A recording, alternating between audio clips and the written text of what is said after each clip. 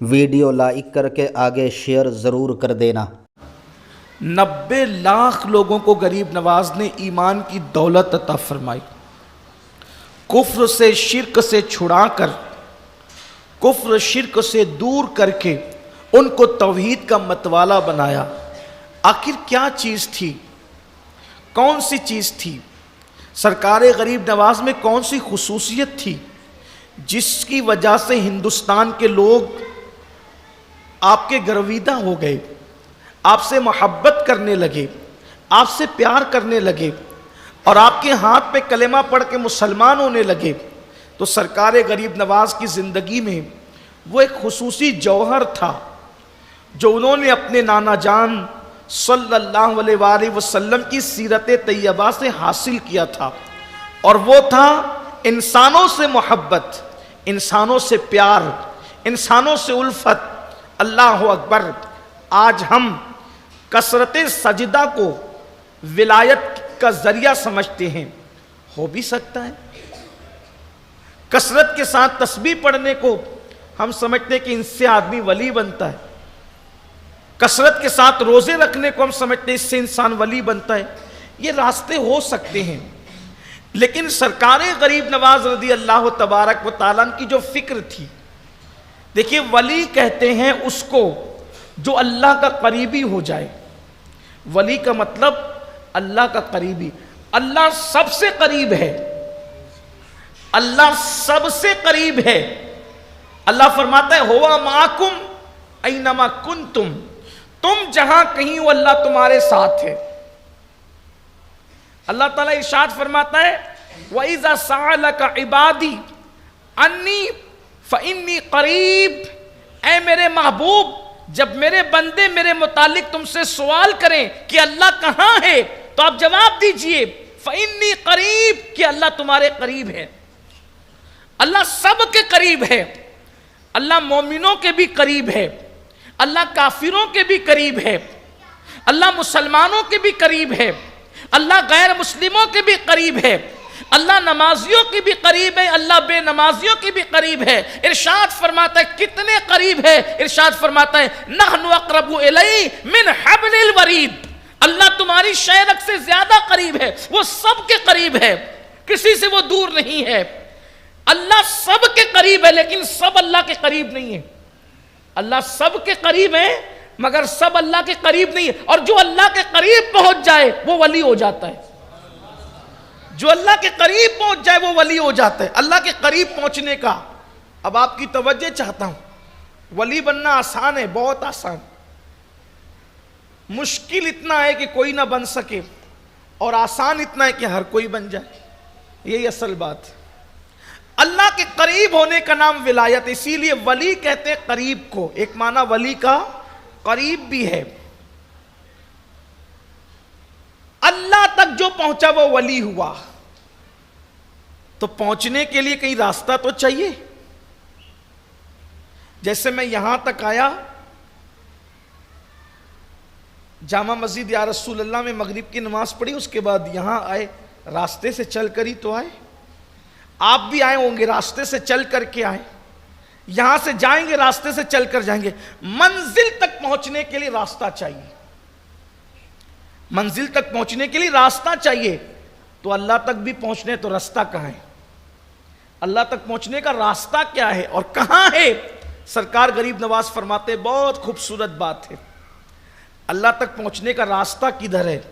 حضور غریب نواز فرماتے ہیں اللہ تک پہنچنے کا جو راستہ ہے وہ انسانوں کے دل سے ہو کے گزرتا ہے۔ اللہ تک پہنچنے کا راستہ انسانوں کے دل سے ہو کر کے گزرتا ہے۔ اب پتہ چلا کہ جب تک تم انسانوں کے دل کو خوش نہیں کرو گے اس وقت تک تم اللہ کے قریب نہیں پہنچ سکتے۔ اللہ کے قریب پہنچنا ہے، اللہ کے قریب پہنچنا ہے، انسانوں کے دل کو خوش کرو۔ جب تم انسانوں کے دل کو خوش کرو گے تو اللہ تک پہنچو گے۔ غریب نواز نے یہی کیا، شروع سے لے کر پہلے دن سے لے کر وصال تک وہ اللہ کے بندوں کو خوش کرتے رہے۔ آئیے ان کی زندگی کو دیکھتے ہیں۔ بچپنا ہے، بچپنے میں چھوٹی سی عمر ہے، سرکار غریب نواز کی. آج ہم صرف نماز پڑھنا چاہتے ہیں بس، اور سوچتے ہیں کہ نماز پڑھ کے ہی صرف جنت مل جائے گی. دیکھو نماز افضل العبادات ہیں، اس کا انکار نہیں. نماز دین کا ستون ہے، اس کا انکار نہیں. نماز پڑھ کے جنت ملے گی، لیکن نماز قبول بھی تو ہو. آپ کے دل میں اگر انسانوں کے لیے کینہ موجود ہے، نفرت موجود ہے، تو آپ کا سجدہ آپ کے سر کے اوپر بھی نہیں جاتا.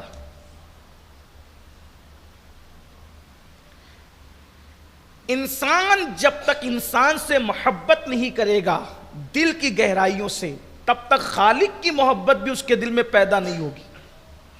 اور یہاں ہم بالکل لوز پڑھ رہے ہیں، کمزور پڑھ رہے ہیں. انسان کے دل میں انسان سے محبت نہیں. ایک وقت تھا انسان سے کتنا پیار کرتا تھا کہ اپنے حصے کا کھانا وہ دوسرے کو کھلا دیتا تھا، اپنی جگہ دوسرے کو پیش کر دیتا تھا، اپنا لباس دوسرے کو پیش کر دیتا تھا. یہ محبت تھی. آج صرف خود غرضی ہے. اور جب تک انسان اللہ کی مخلوق سے سچے دل سے پیار نہ کرے، اللہ کو راضی کرنا ہے تو اس کے بندوں کو خوش کرو، ان کو راضی کرو. سرکار غریب نواز کی زندگی دیکھیے، بندوں کی خدمت، پوری زندگی گزر گئی بندوں کی خدمت. آپ کی امی جان فرماتی ہیں کہ جب وہ میرا دودھ پی رہے ہوتے اور غریب عورتیں اپنے بچوں کو لے کر آتی، بھوک کی وجہ سے وہ بچے روتے، تو آپ دودھ چھوڑ دیتے اور ان بچوں کی طرف اشارہ کرتے، گویا کہ زبان حال سے یہ کہہ رہے ہوں امی میرے حصے کا ان غریبوں کو پلا دو. یہ بچپنے سے ذہن ہے، ماں کی گود میں یہ فکر ہے. پھر اس کے بعد دیکھیں، ایک مرتبہ اپنے والد کے ساتھ عیدگاہ جا رہے ہیں، دیکھا ایک غریب بچہ درخت کے نیچے روتے ہوئے کھڑا ہے. اس کے پاس جا کر کے پوچھا کیوں رو رہے ہو؟ اس نے کہا میرے پاس کپڑے نہیں ہیں. اسی وقت اپنا کرتا اتار کے اس کو پہنا دیا، اور اس کے بعد گھر آ کر کے پرانے کپڑے پہن کر عیدگاہ تشریف لے گئے. کسی نے پوچھا شہزادے معین الدین حسن یہ بتاؤ کہ تم نے اپنا نیا لباس عید کا اس بچے کو دے دیا اور آپ نے پرانے پہن لیے. فرمایا عید نئے کپڑوں کا نام نہیں ہے، عید تو اللہ کو راضی کرنے کا نام ہے. یہ ہے فکر غریب نواز. سرکار غریب نواز کی عید نئے کپڑوں کا. نئے کپڑے تو کافر بھی پہن لیتے، نئے کپڑے تو کافر کو بھی مل جاتے ہیں، تو کیا عید اس کی ہو گئی؟ عید نام ہے اللہ کو راضی کر لینے کا. فرمایا میلے کپڑوں پہ بھی عید ہو جاتی ہے، پیون کے کپڑوں پر بھی عید ہو جاتی ہے. تو آپ نے اپنا لباس اتار کر کے دے دیا اس کو. پھر اس کے بعد آپ دیکھیں پوری زندگی کس طریقے سے مخلوق کی خدمت میں گزر رہی ہے. آپ کے والد کا انتقال ہو گیا، والدہ کا بھی انتقال ہو گیا. ایک روایت کے مطابق آپ اپنے باغ کو پانی دے رہے تھے. آپ کا باغ تھا انگوروں کا باغ، انگوروں کا باغ تھا، اس کو پانی دے رہے تھے. ایسے میں ایک مرد درویش فقیر جن کا نام تھا حضرت ابراہیم قندوزی، وہ ادھر سے گزرے. دوسرے جو لڑکے تھے ان کو پاگل اور دیوانہ سمجھ کر پتھر مار رہے تھے. انہوں نے دیکھا تو عرض کیا بابا اندر تشریف لیں، باغ میں آ جائیں. چھوٹی عمر ہے، ابھی صرف 8-10 سال کی عمر ہے، زیادہ عمر نہیں، 8-10 سال کی عمر ہے. دیکھیے ماں باپ کی تربیت کا بہت بڑا اثر ہوتا ہے اولاد کی زندگی میں. ویڈیو اگر اچھا لگا ہو تو لائک کر کے آگے شیئر ضرور کر دینا. اللہ حافظ.